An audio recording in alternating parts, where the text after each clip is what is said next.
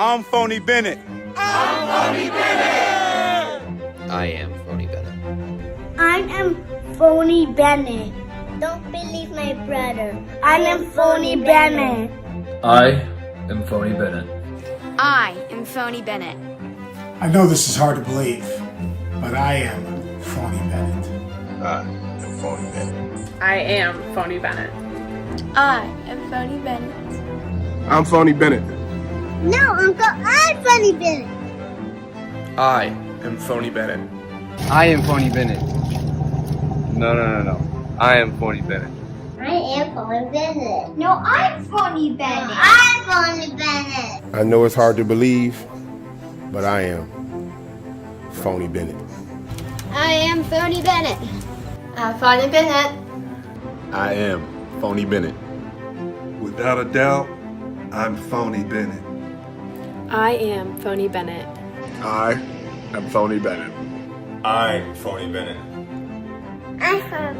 No, I'm Phony Bennett. From the 203 via the 315, I'm Phony Bennett. God bless.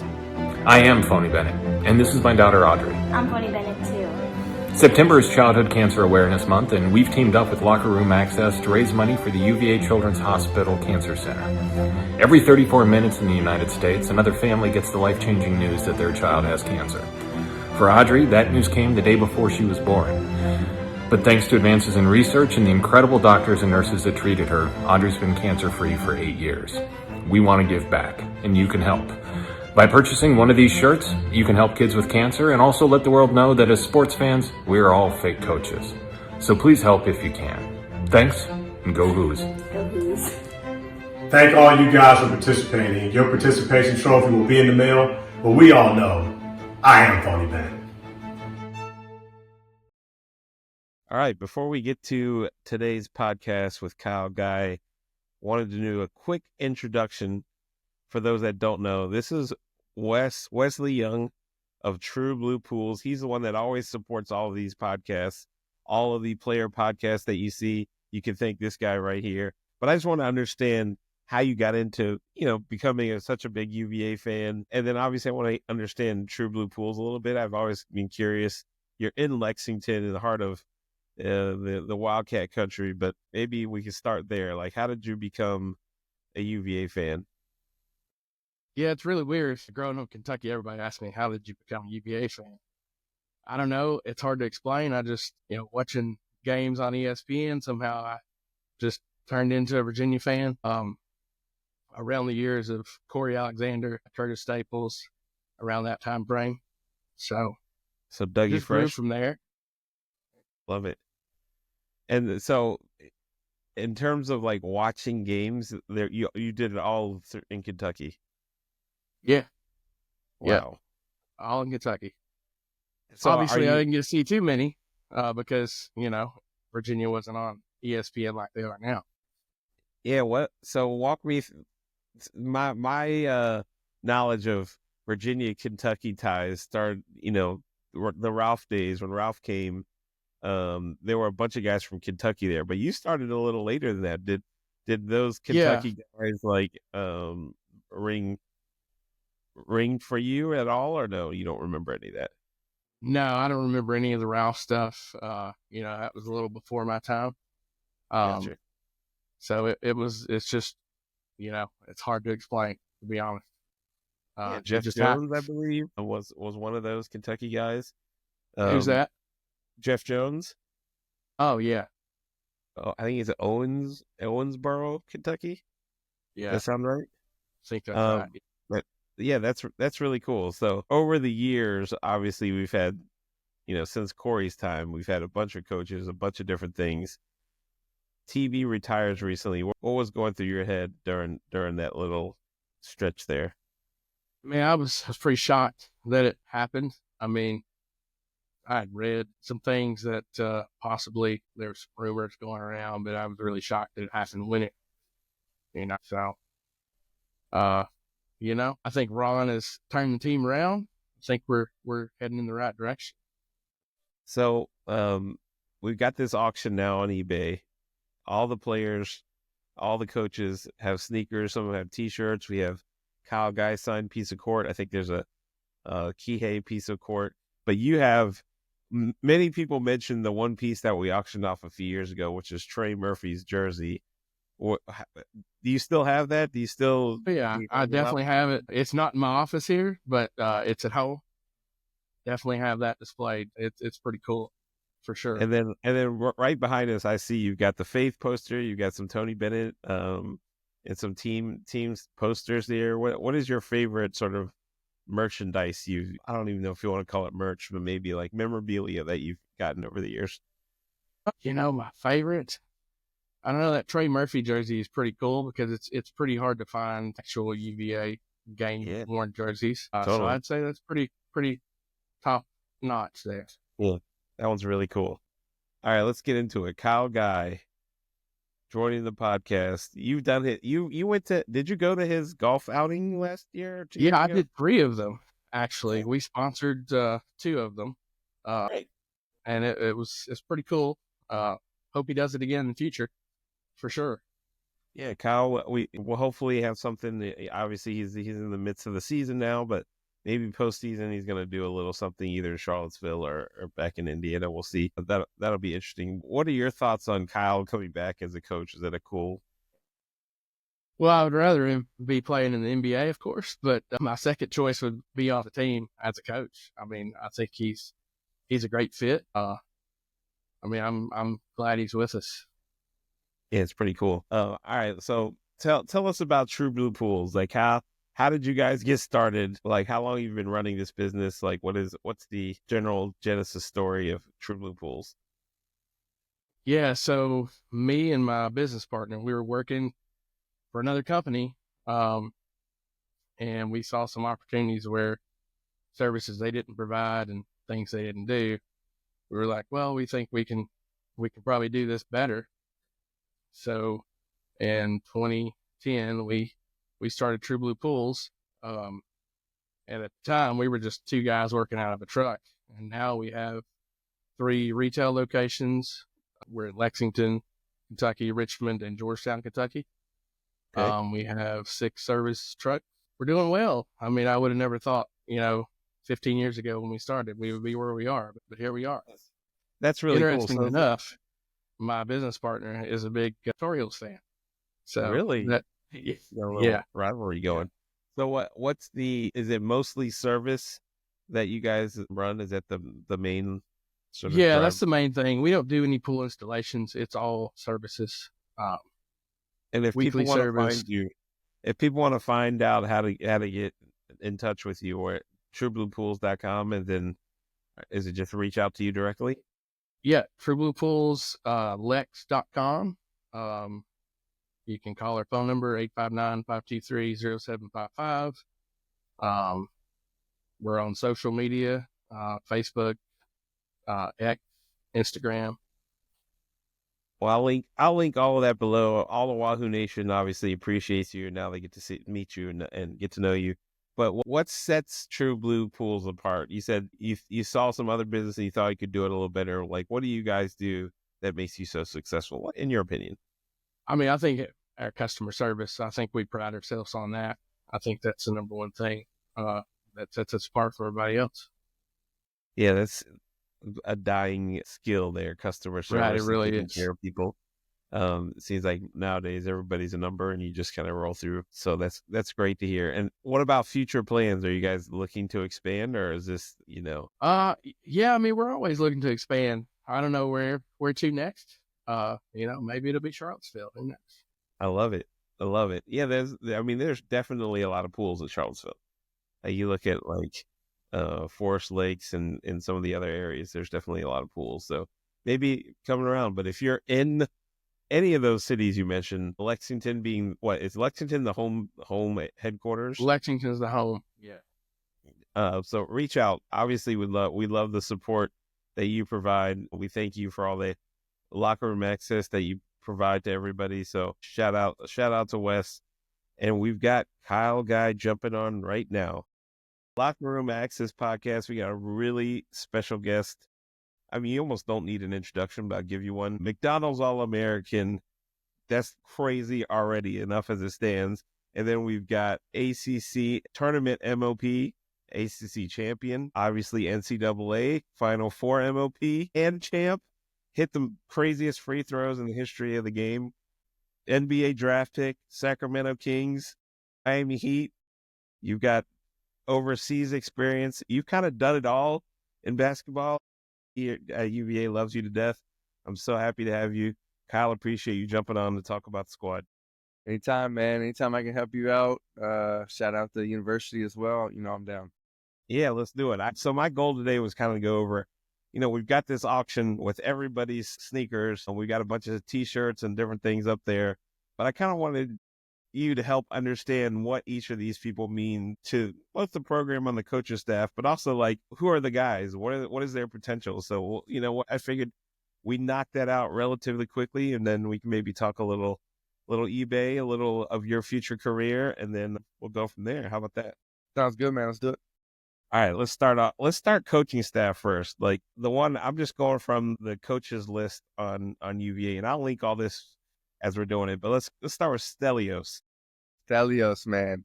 So people don't know who he is. Great, I love him. I love talking. He's always the most upbeat guy, but he is technically the program and operations system. Tell us about it. What does he do? What does he mean? He's your jack of all trades. He can do anything. He cares about the game and this program so much. It can be overbearing at times how much he wants this. He's Greek. I played in Greece for his favorite team, so we have that connection. And he's been at Wake Forest, Liberty, so he knows ball. He's been with some good coaches, and he wasn't around when I was in school, so this is my first year truly getting to know him. But just a hard worker, man. He's always so respectful and always trying to give insight where he can, because he does know the game. And even though he helps out Ronnie a lot, who we'll get to, the Dobo, he's just someone you want in your house for sure. So in terms of what are some duties that he has to take care of on a sort of maybe weekly, ongoing basis? I feel like he dabbles in everything, but what he does? He'll so I mean, if we go on a recruiting trip and we we have to stay in a hotel, we got to send him the receipt so that he can pay with the credit card of the university and make sure everything's done by the book. And then we got to have food on the road. He'll help kind of set that up along with the managers, but he'll do that. And then he'll also be in charge of a scout. Him and Soderberg are tandem when we do our scouts, which we have 3 tandem teams. And so he's in on the scout too. He helps with practice plan. He literally does a little bit of everything. He's also our tech guru that helps whenever our computers crash. So nothing Stelly can't do. Shout out Stelly. All of his info we're linking below. Check it out. Bid on the guy. He's a legend. The next one you talked about, the only guy TB shouted out at the banner ceremony, Ronnie Weidman. I know him. He's a dear friend, but maybe your experience with working with him now as a player and now as a yeah. So the first thing, we call him Ron the Don, because he is in charge of everything. He's the boss. He makes this show go. Literally, I literally think this program will crash and burn without him. Right. He's like I said, he's Stelly times 10. He doesn't dabble in the scouts, but he does everything else. Okay, we're flying charter from here to California like we did when we saw you at Cal and at Stanford, where we wore these cool sneakers. So he's got to plan that, and he's got to plan our practices. And then tomorrow we have 6 to 8 inches of snow coming in, so he's got to plan practice for 8 a.m. now instead of our normal 3 p.m. He's in charge of choosing what jerseys we wear. He's in charge of picking out the gear that we get. Literally anything you can think of, he does. Everything, all the head coaches and players meetings and schedules and interviews, and he is. If you have a question, he has the answer. If you come to a game and you need tickets, you don't text me, you text Ronnie. Right. He does everything. Ronnie is the man, and he would hate that we're even talking about him right now, which is why he's amazing. He is literally amazing. Every time I talk to him, I almost feel bad.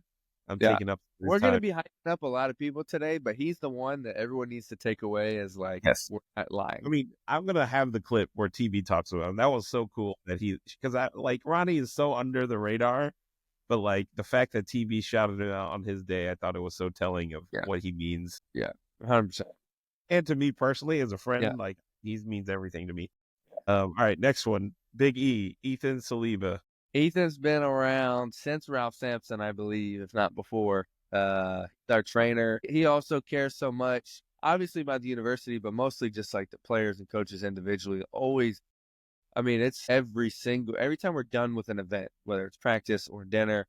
Are you okay? Do you need anything? Are you okay? Do you need anything? Ask every single person. He has his, it's not a fanny pack, but like his little pack that has everything you could possibly, we call it a combo. If you got a little cold coming on, let me get a combo. He literally does it all. He does it by the book. He has no assistant in the training. Like he does everything, tapes ankles, rehab, like you name it, he does it. So he's very experienced and one of the best in the business. And you said it. He's seen it all end to end from like every coach in UVA history. He's been pretty much a part of it. So he is the one of the nicest people I've ever met too. Like you're going to hear that a lot today, but you definitely are. He is an amazing dude. All right, next up, Mike Curtis, strength and conditioning guru. Let's go as a player. What was he like for you as a player when you were here? Yeah, so he's man. I do feel it coming. Like I'm hyping up everybody, but I truly mean what he's literally the best strength coach I've ever come across. I've worked with NBA teams.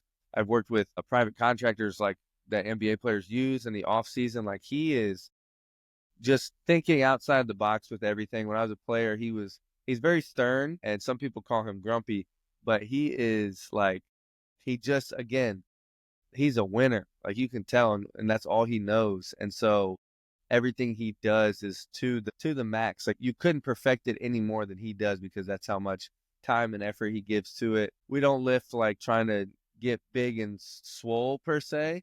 We lift to maintain and injury prevention, and we obviously get stronger, and if we need weight we put it on. Like he knows how to do all that stuff. But I mean, if you look at his injury list, it's like sprained ankles and broken fingers that you can't control, for the most part. Obviously some outliers, but he's just incredible, and he was one of the selling points as to why I committed. Yeah, everyone says that he's the guru, and he thinks. What are some things he's done outside of the box for you in your training regimen that you've taken away, like into your sort of NBA pro career? Well, first off, this will tell you everything. When I got drafted and I hired a private strength coach, and when I was using the strength coach for the Sacramento Kings, I would send all of my plans to Mike Curtis and make sure that he was okay with all of it. That's awesome.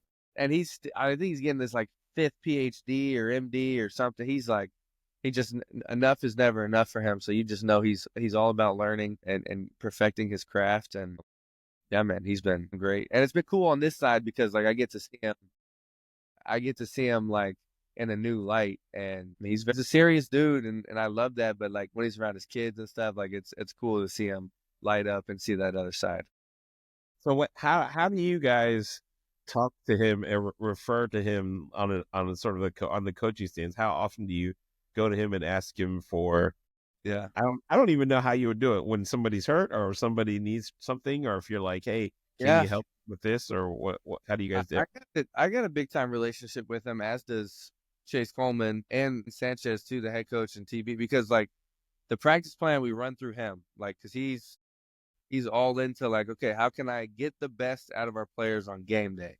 Do we need to go 2 days hard and 1 day off and then one more day, or do we just do 2 days? Like he's all into that. So he kind of dictates our practice schedule in a good way.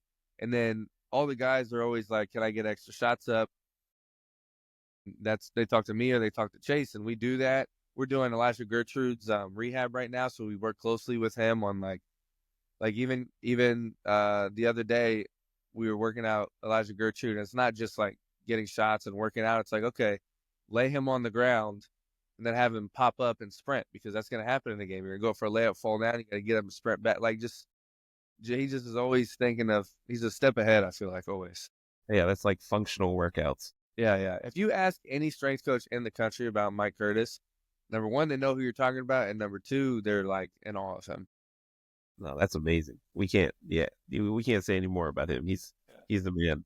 All right, next up, our guy Chase Coleman. Yeah, C3 we call him. You got player and now coach. I gained a lot of respect for him because when I left, he came in as a walk-on and played. Like he was the backup point guard for Kihei, like played.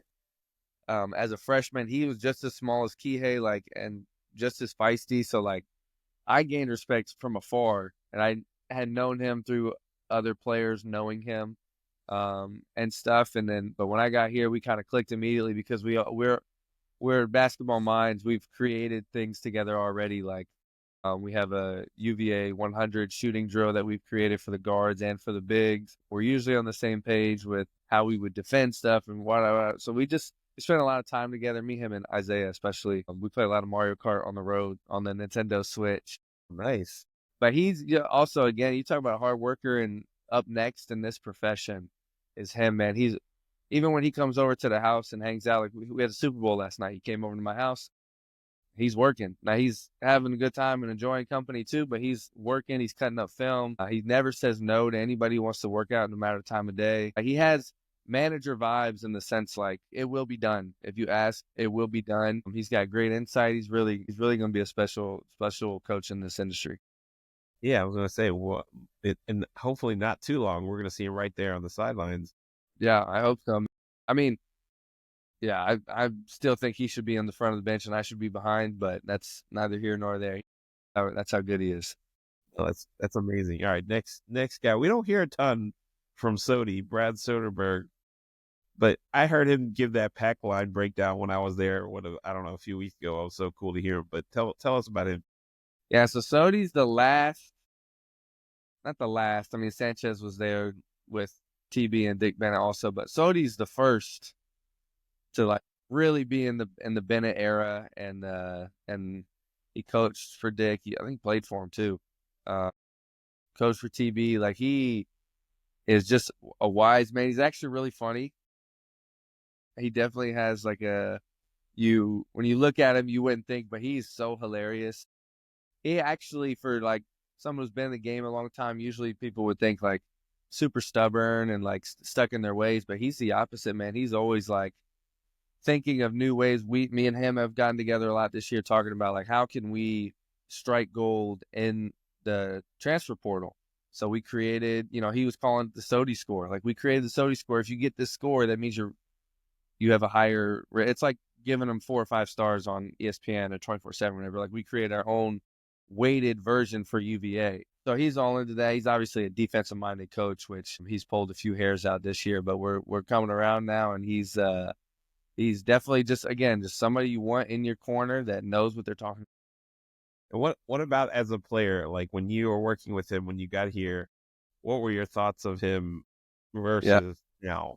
I just took, because I knew his track record, I just took whatever he said, because he didn't say as much when I was here, because he had just gotten here. But anything he said, I took to heart, because again, he knows what he's talking about. He had been around it, and I felt in my mind he was an extension of TB because they, grew up under the same umbrella. Yeah, that makes sense.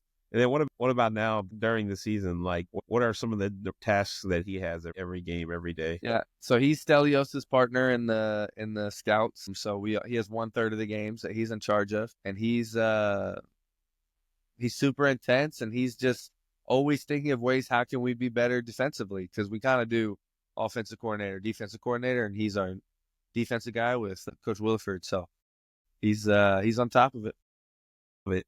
All right, next up, we got Isaiah Wilkins, fellow teammate and coworker. So walk us through.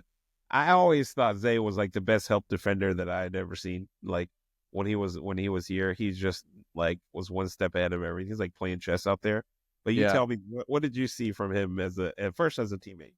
Yeah, well, as a teammate, I listened to him more than I listened to Tony. Right. Like, if he said something, that's what I did.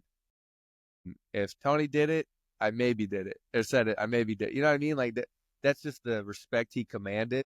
He was ACC Defensive Player of the Year, so he's definitely one of the smarter minds in a different way. Like, I played with big time point guards, De'Aaron Fox, Marcelinho Huertas, that played with Kobe and the Lakers, and so, like, he's a legend overseas. Like, really smart Spoelstra coach, like really smart guys at how to pick apart a pick and roll or whatever.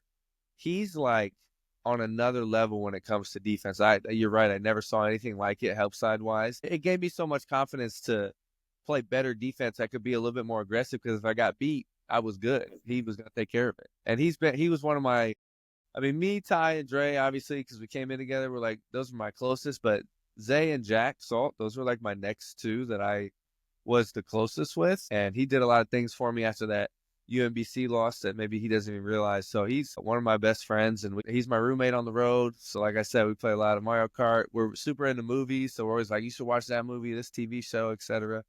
But I said about Chase, but Isaiah, man, he'll probably be a head coach a little quicker because he got a jump start, but he's going to rock this world. When he gets his opportunity, it's going to be big time. I'll tell her, Ronnie talked about Zay when we were recruiting him. He never talks about anybody. He was like, you're going to like this kid. I was like, really? He never says that. Even like, he was like, we'll see. But Zay, he was like, no, this guy's got a mind that's incredible. And it came to fruition. Like he was believable. And like you said, you think he's gonna be a future coach as well. We're gonna be watching him for years and years to come. No way it's more than 2 years, man. Universities would be, or pro, whatever he's doing, like would be sadly mistaken not to take advantage of him before too long. What about his, like I see him, you guys practicing and stuff.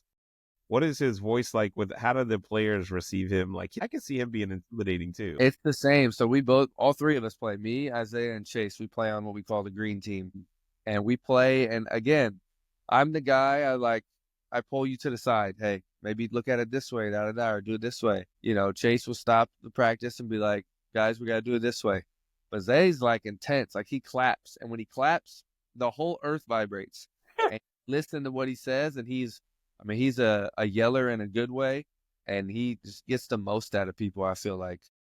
Yeah, he's impressive to watch because you're right. When he speaks, it's pretty commanding. So next up, Coach O, Orlando Vandross, been with he was with Jay Will, I think. But what tell about him? He was the same as Soderbergh in the sense like he was a little bit newer when I got here, but he's just the most observant dude I've ever met. Like he's a little bit quieter than everybody. He just observes. Nothing gets past him. He can read body language really well and energy and like all that stuff. And he's very insightful. And I didn't realize that as much when I was a player. And now I'm seeing the other side. So he's, again, we just have a really good blend of like everyone brings something different to the table. And we don't have anybody else like him. Yeah. And in terms of his role, I feel like recruiting is his big thing, right? Yeah. Like it's relationship. He's all relationships, man. He knows everybody. Everyone knows him. If he doesn't know him, he knows of him.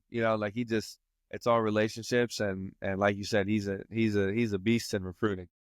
Yeah, tell us what is the process for, like, you guys identify a player that you're kind of interested in. You talk to Coach O and then see what he knows. Yeah, I wouldn't say that we have regions per se, but you have a region that you know better than anybody else, and he's the Northeast down through where Jay Willie is in the DMV.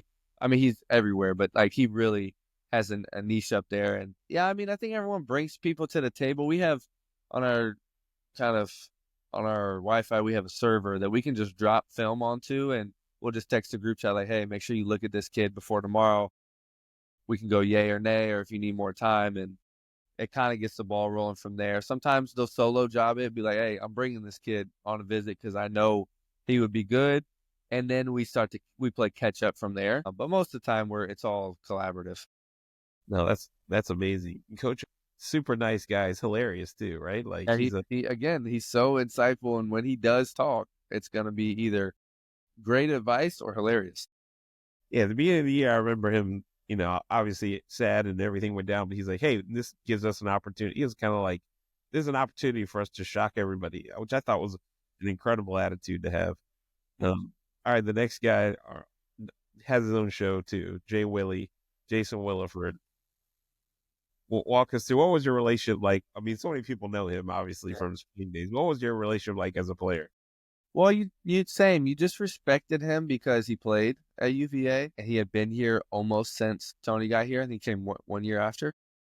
No, he was done right away. So, you just respected this this whole staff, because they had been together so long, and if they weren't here, they were of the same tree. And Jay Willie is the master recruiter on grounds. Like once he gets you here and he drives you around grounds and he's giving you the tour, like he's got it down, man.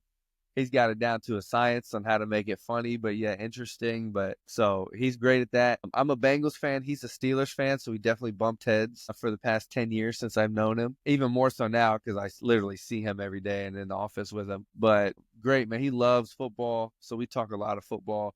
He's on the defensive side, but he's super introspective on like just the flow of basketball as a whole, and is always giving good advice. He's like Isaiah in the sense like they have that like passion for the game and wanting to do well for the university. So he's a treat to work with, and again, there's nobody like him. Yeah, it's Jay Willie. I mean, so many people thought Jay Willie was going to get that. It's kind of like a 50-50 thing, right? With and see, what is their relationship like from you? I mean, obviously you're from the side seeing it. What has their relationship been like? They're obviously super tight, but yeah, super tight. I mean, again, because they came in together here, so they've been together for. I mean, Sanchez left for 5 years, so what? 10 years out of 15. Yeah. I mean, we golfed together like 10 times when I first got here, all of us. So it's been really good vibes here, especially as of late, as we're starting to pick things up and everyone's starting to buy in, and even the coaches are buying in more. Like it's been good. And then of course the main man now, Ron Sanchez. Tell us, what has it been like now that he's at the helm? You've seen him as well. He left when you were as a player, but what are your thoughts? Yeah, so he was. I owe Coach Sanchez a lot, man. He was the guy who found me. Now, at the point he found me, I was starting to I had offers and I was starting to hit the ground running. I was ranked and stuff. So it wasn't like I was hidden, but within the talent I was surrounded with, like I was at a camp and he was there watching Peyton Pritchard and I was playing really well and going at him. And so that's when we were in Chicago and he called Coach Bennett. And the very next day he said, "You have to be here, fly now." TB flew and watched me, and that was that. So he kind of got this whole thing started with me at UVA. He left after my sophomore year, which stunk because the three people I felt the most bad for after we won the championship was Isaiah, Devin Hall, and Sanchez, because they didn't get a chance to redeem themselves. But I'm just really enjoying being around him again. He's just an awesome dude. Anyone who's best friends with Tony Bennett is going to be a you know what I mean? Like I keep saying to some from the same family tree, like it's, apple doesn't fall far. So it's been a treat working with him. He's starting to come into his own. He's been a head coach before, which I think helped, but at this level with guys that he didn't necessarily recruit. And so like he's had a lot of hiccups that he's handled really well. And we're rolling. I love it. Yeah, you guys are turning the corner here. And now we've gotten through the staff, but in terms of you thinking about like recruiting, now you've got NIL and you've got so many moving parts, but what is the pitch? Like if two guys are getting the same dollar amount, what is the pitch to stay at UVA now with this staff on board? So like you're saying, like if Alabama offered 100,000, we offered 100,000, why stay? Money's the same. You've got the suite of schools. Why UVA? Yeah. Like why would you pick UVA, or how would you convince someone to say, come to UVA? I mean, listen, we're not going to sit here and lie to him and be like, hey, it's the same as when Tony was here. It's not. It's definitely going to be different and things change. But again, like I said, like these guys recruited the players and then took them to Tony. Like Sanchez found me and then Tony saw me and boom. So like they have a great eye for talent, and a lot of the development is through the assistant coaches and the amount of people we put through the league with the way we do things. And again, although I say it's different, like we have a lot of the same 5 pillars, the same like foundation that was laid 15 years ago is still here. Obviously, academically, we're, public school wise, top 3 in the country, and overall, including private schools, we're top 15 in the country. So that's just hard. Beautiful, beautiful campus or grounds. Our facilities, I mean, hard to beat. You've seen a lot. Like it's hard to find better setup than what we have, and that's not being biased. I've been to a lot of places too. Like we have better setups than the NBA teams I played for. So it's that's the pitch. It's that we've done it. This staff, aside from Sanchez, won a championship. We have young up and coming mixed with like the OGs that kind of started this thing and know what they're talking about, and Sanchez a new fresh flavor onto what Tony did. Like that's the talk has been, all right, can we play a little faster? What adjustments are we going to make?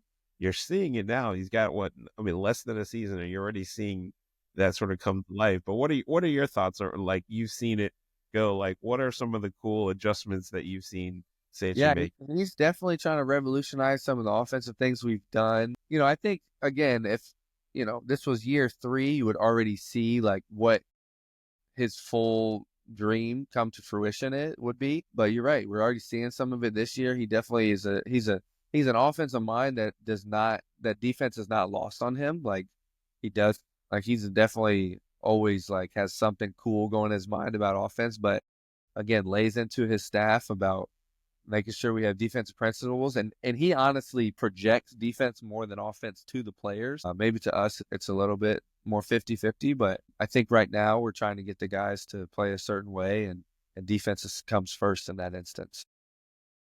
Yeah, it's exciting to see him. I'm hopeful for the rest of the season. You guys are putting it all together.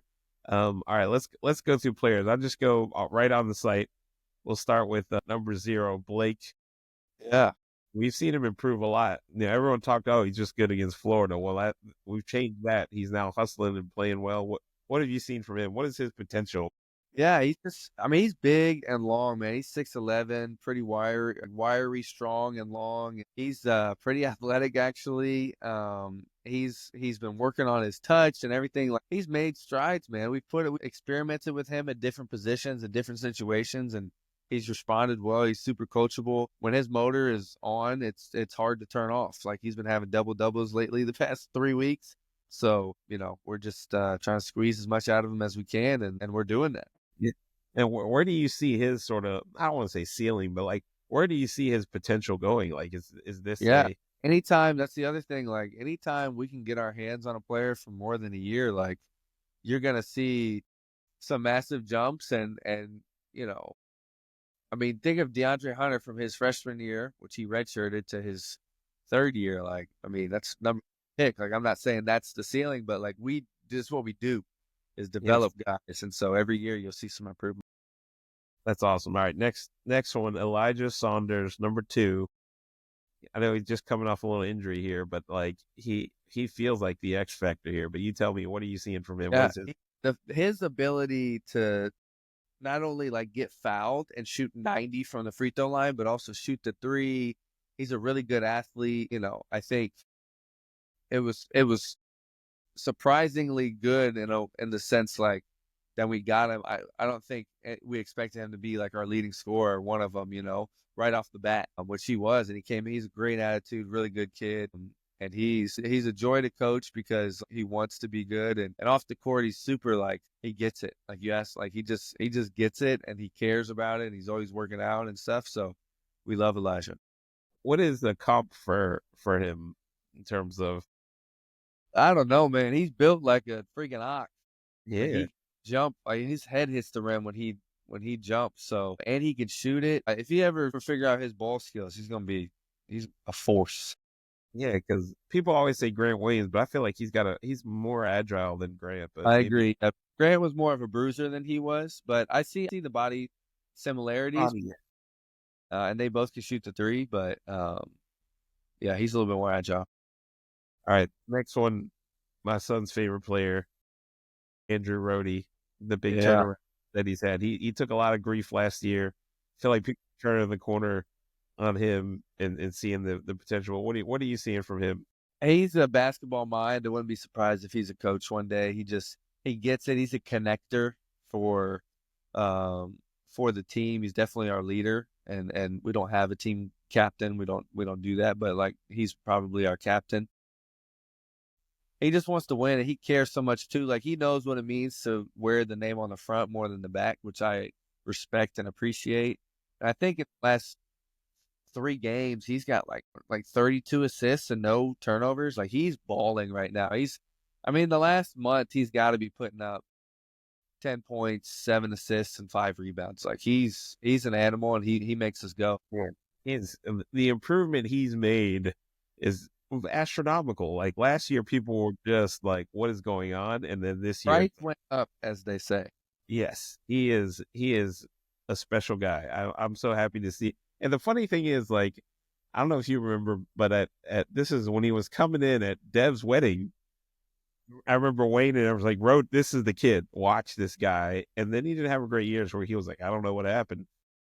But I heard a lot of whispers. This kid he's going to be special, and now we're finally seeing it. So it's pretty cool. And I will say, like at the end of the road trip, when he was signing the shoes and handed back, he was like, he was still sick. I think he was throwing up, and he was like, "Tito, I'm sorry we couldn't get you a win, man." He was like genuinely upset about it, which I thought was really. I blame you. I don't blame him. So Yeah, I blame Forrest. So it's all. yeah, you're right. Yeah. All right, next one from Seattle. We call him the Big Drip, Jacob Kofi. What are you seeing from him? Like he's obviously got some potential, but like He's just got this instinct, man. The ball just finds him, and good things happen when he has the ball. It's bizarre because sometimes, he's a first year, so sometimes he'll do something wrong, and it just goes right because it's Jacob. So that's a true skill and gift and talent that he has, and that'll take him places when he's gotten so much better this year, like really locking in and focusing. Like the jump from high school to college is so difficult because there's so much more you have to absorb and retain in college, and that obviously was showing. He started off great, and then it was starting to show like, okay, he's maybe a little overwhelmed, but he's been so great. He's such a goofball. He's like just still a kid, and he's really starting to mature in front of our eyes. And he's uber talented. He can shoot the three, he can shoot pull up, he has ball skills, he can pass, rebound, defend 1 through 5. It's just all about, if he's locked in, he's not going to be here long. Yeah, he seems like he's going to put it together too at some point. It's all going to, so it takes a little longer for the big guys. Is that true? Is that just like a myth, or is that real? At UVA, that's real because, especially now, because we play through our bigs a lot with whether it's a flash action or making sure they do an away screen to playing in the post. And defensively, we have a lot of different coverages. So it definitely takes longer for bigs. It's a little more over. Is it? As I've heard this a number of times in terms of the adjustment. It's the combination of you have to think a little more and the speed of the game, and when you put those together, it just looks like you're a little off. Is that a fair assessment? 100%. Yep, you nailed it. Yeah, it's like that one step that you're thinking about it's already faster, and it just costs you and you makes you look a little slow, speaking or not. All right, next one, number 7, Day Ames. He can do it all. Day is what we have on the show. Yeah. He's obviously taken a huge turn recently. The blow up the last few games. What has changed for him? I know he was hurt, like at SMU, he got hurt, but what do you think is sort of clicking for him? Yeah, we just kind of went over, after that West Coast trip, we went over our role definitions of what we needed from everybody, and we need him to score. We do need him to take care of the ball and facilitate and also defend, but we just need him to score the ball. I think that freed him up a little bit because that's what he does best. He's a Chicago kid, so he's around my way, so I really like him, and he's super tough, and he's one of those ones that I really enjoy coaching. Has he shown this in practice a lot in terms of like his ability to get in the lane and finish? And then it's just, no matter if you're 22 years old or 19-year-old, when you first get here, you're a first year. You're a rookie on the team. It's hard. It's not easy to just come right away and have it figured out. So it takes some time, and it's clicking right now. So we're gonna keep rolling. Love it. All right, next one. People probably don't know number 8, Bryce Walker. So give him who is he? What is his role? What does he do that helps benefit? He's an extension of everything. So he's a player extension. He's a green team extension. He's a manager extension. So excuse me. He plays on green team with, like we mentioned earlier, he's on the scout team. Just a servant of the team and of the program. He's in charge of a lot of drills and pregame warm up. He's been here for a while, so he's definitely one of our leaders also in a different way. Yeah, it's a 4th year. I'll fill in some little things I know. 4th year, comm school, marketing guy, super smart. So smart. Definitely check his stuff out. Link in the description like everyone else. All right, next number 9, Forrest's hero, Ishan Sharma. I won't say why. But he loves him, and he's great. Like, tell us. I know you've worked a lot, very closely with him. What have you seen from him? So that's like my little brother, per se. I tried to take him under my wing because I absolutely love his mentality, and that's, I think, where we're a little bit like-minded. Like, he's just a killer, and he like wants to be great, and he's hungry, and when he messes up, it's his fault. It's never anybody else's fault. Like, he's a coach's dream, and he can really shoot the ball at a very, very high level. He believes in himself, and again, it's just he's young, man. It's just going to take a second. We've already seen a bunch of flashes from him. He's had great games.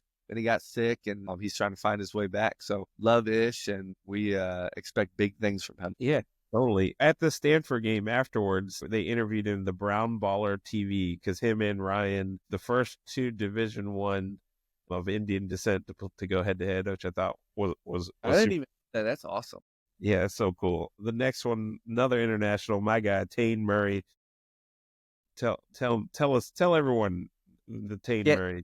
There's not enough to be said about Tane Murray, man. He is one of the toughest dudes I've ever met. I'm from New Zealand, like you said, and just a great dude, and also like a servant, and cares so much about the Virginia logo as opposed to the Murray on the back. Like, again, there's just not enough to be said. He's playing so well for us right now too, and he's been here for 4 years, so he knows what we want, what we need, and we don't have to tell him as much. And he's a lead by example type of guy, which is just, you need one of those. Doesn't take no for an answer when it comes to like getting a win or like doing what we ask of him.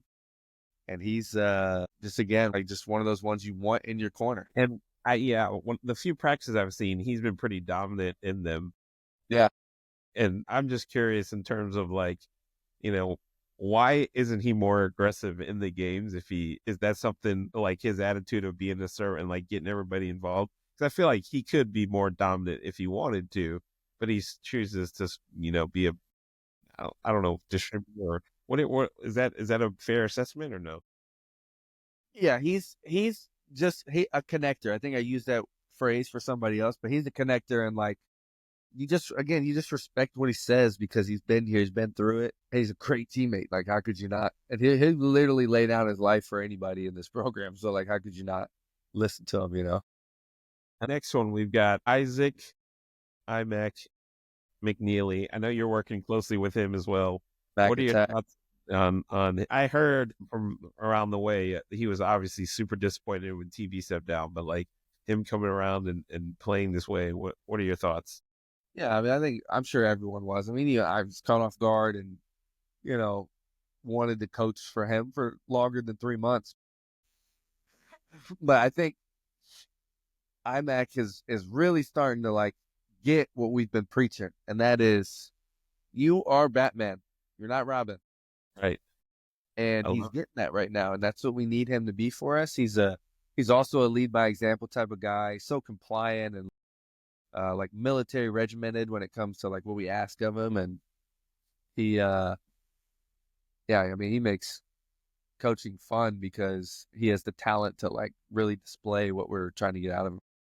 In terms of shooting, how does his shooting compare to yours? Because his form is very different than yours, but I'm curious, when you look at his shooting and you sort of assess it, what do you come away with? He might be a better spot up shooter than I am, man, because his form is so tight and it's the same every way, where mine was a little bit more unorthodox at times, depending on the defense. And he now he'll finally understand what I was going through, but sometimes I would shoot tougher shots. So he's shooting, but it's automatic when he's open. So like, he's actually, he doesn't show it enough, which I get mad at him, but he's athletic as hell. He's definitely has the highest vertical on the team. You wouldn't know it. Yeah, I mean, of his West Virginia video mixtape, he's dunking left and right. We don't see so much, but yeah, you're right. We don't see that a lot from we haven't really talked about what is his ceiling in terms of NBA potential.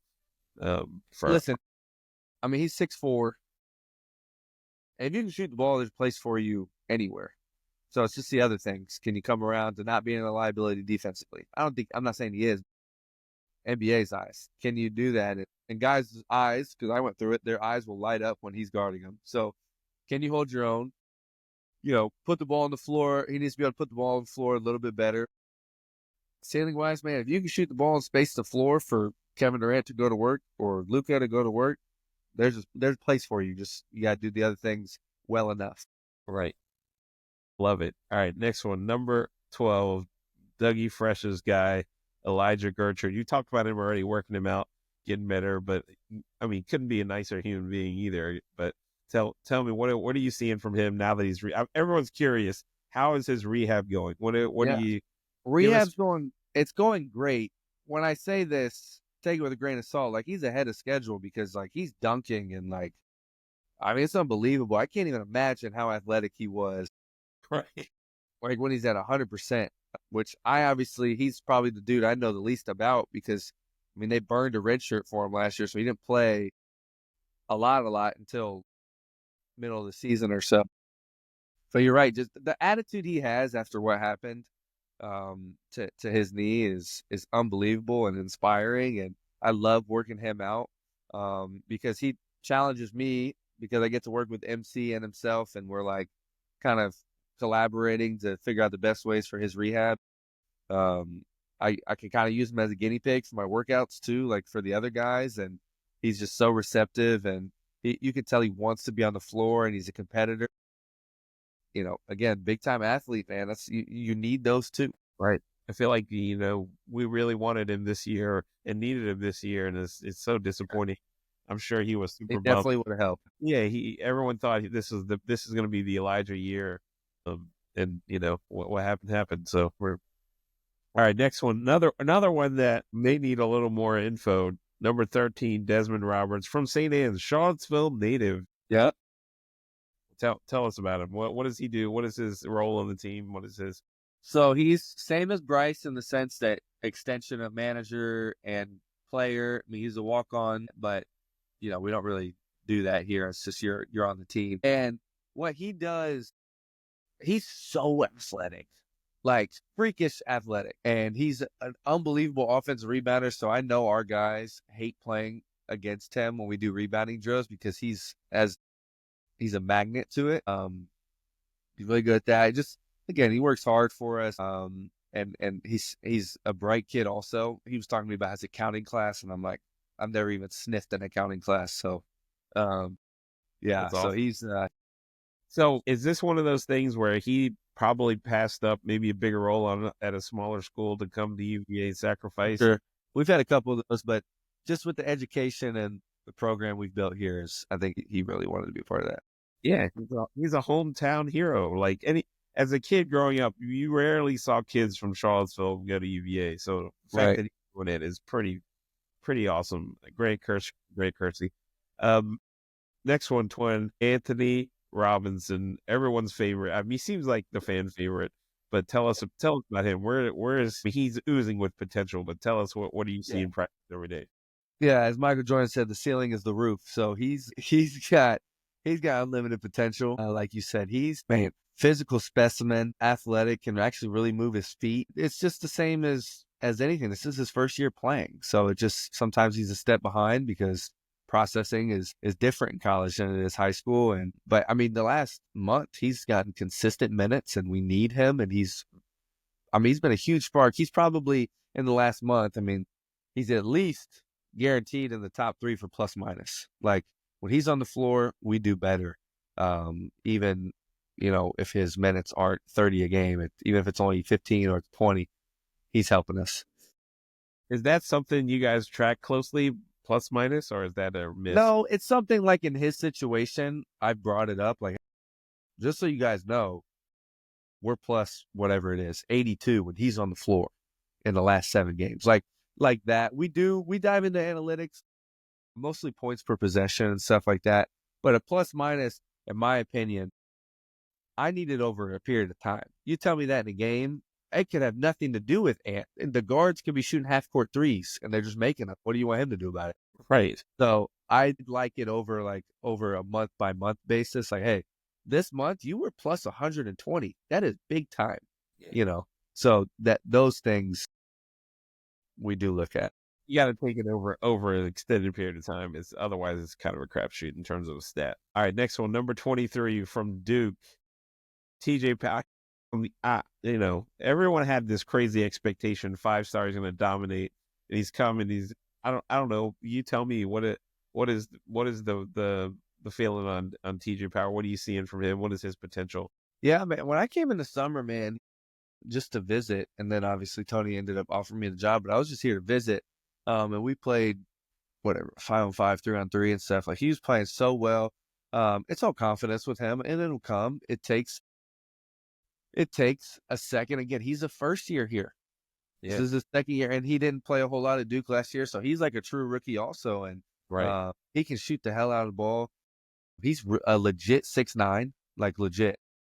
I'm not BSing you. He's 6'9", so like that type of size and being able to shoot the ball, like it's gonna come. It'll take a second, you know. And I think again, the 5-star label definitely hurt him in that sense of like, why aren't you producing right now? But it's different for everybody.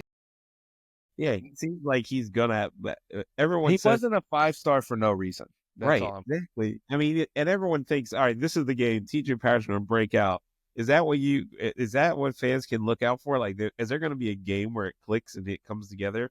Maybe there'll be a game. I mean, every player who ever played here, you can name a game where it's like, well, there it is. It clicked. That was the one. Maybe these guys will never average more than 5 points, but where it clicked to help the team and like where you as fans are like, oh, I see. This is why we brought him. That happens for everybody, and that will happen for TJ. Hopefully it's against Duke on Mondays. That would be, man, I would wish nothing more than that. That would be something else. All right, let's speak it into existence. All right, the next guy, we've heard a lot of this name, number 30, Christian Bliss, New York native. I think Mark talks about him a lot, but he's been hurt. Looking like a red shirt, I guess. But what have you seen from him? I see him practice. He seems to be doing okay. But you tell me. He plays on the green team with us from time to time. He is still nursing his foot or ankle. I can't quite. I think it's like the inside of his ankle, so it's a little different. But he's talented. He can shoot the ball too, which again, that's why he was so attractive. I think it's because he can shoot the hell out of the ball. He's got great pace, and he's a big, strong guard. Like no one's gonna take the ball from him.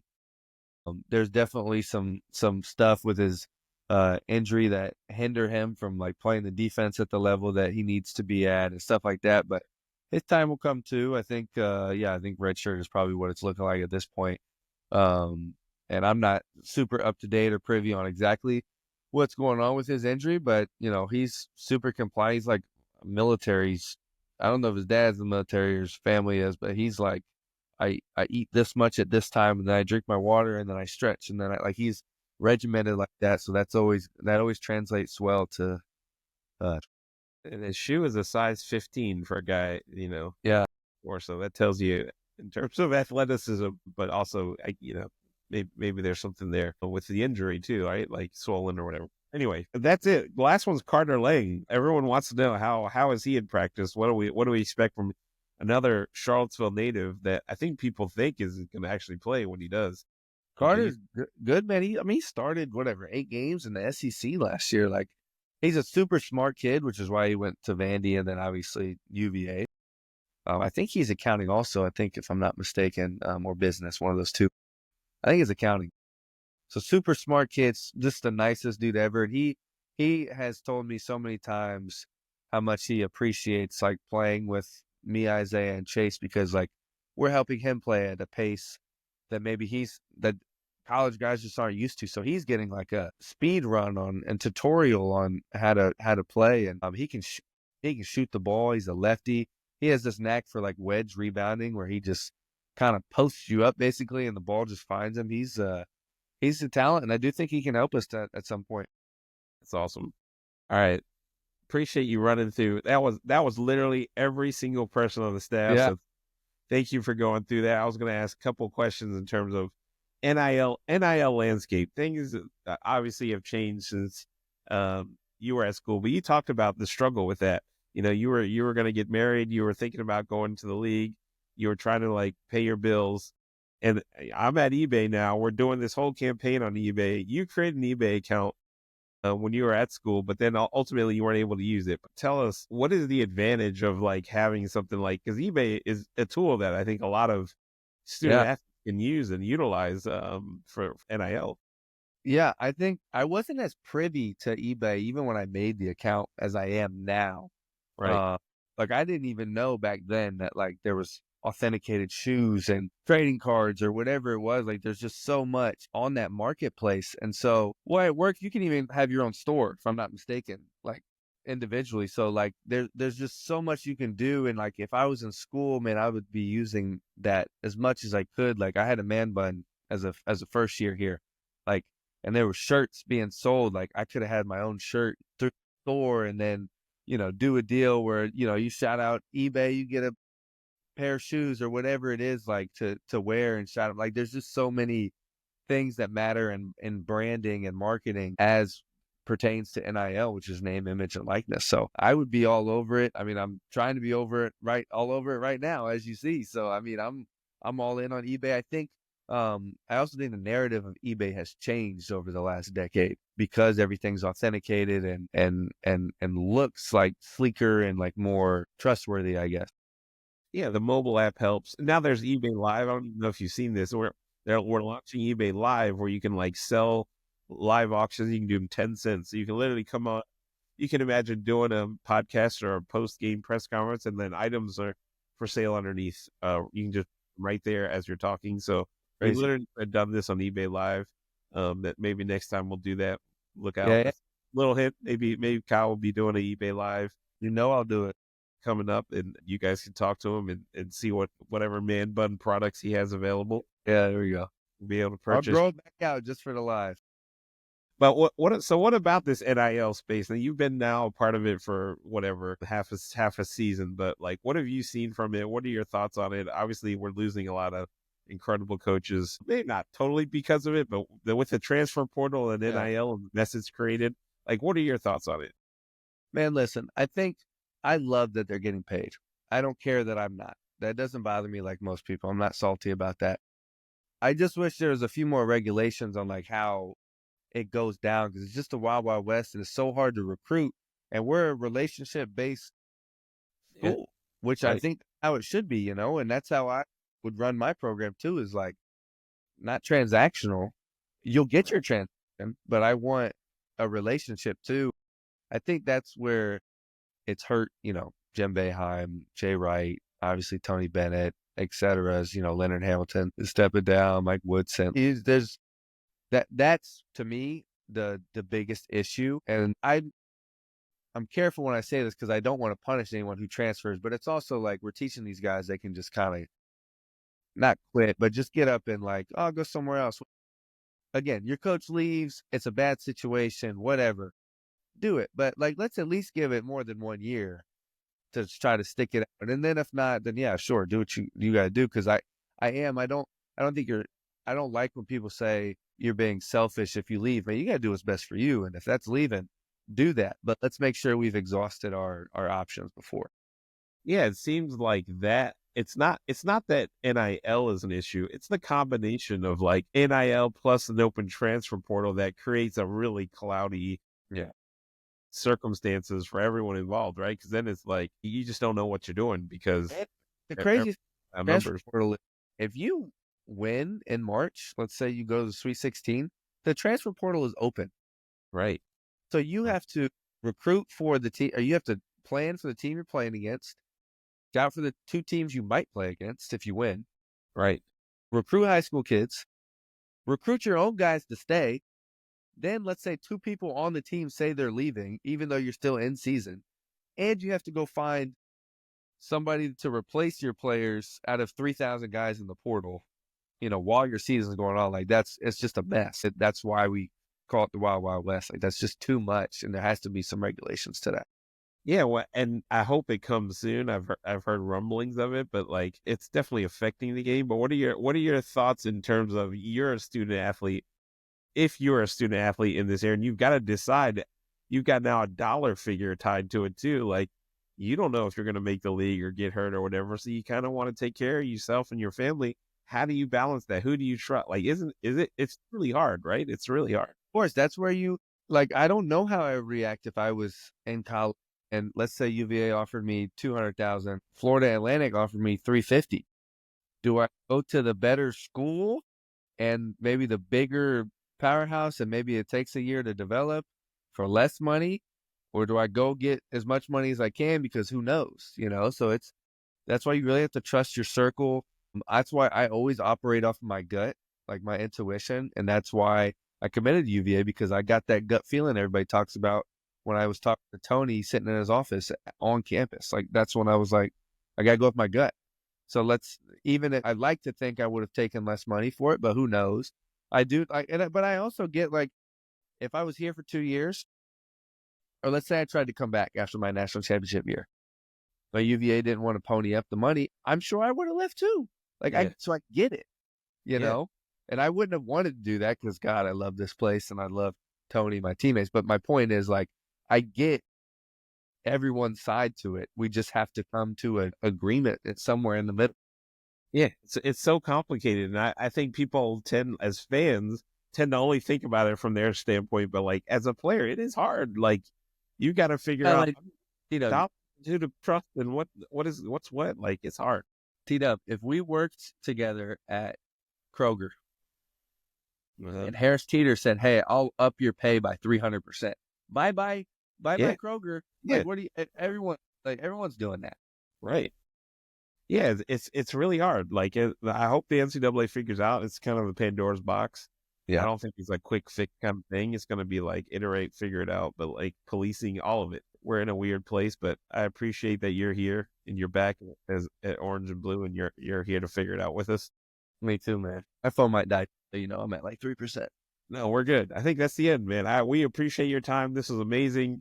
Thank you for jumping on. Maybe we'll see you on an eBay live here coming up shortly, but can't wait. Count me in. It's an hour, man. We absolutely respect and love that you spent the time with us. Appreciate it. I appreciate you.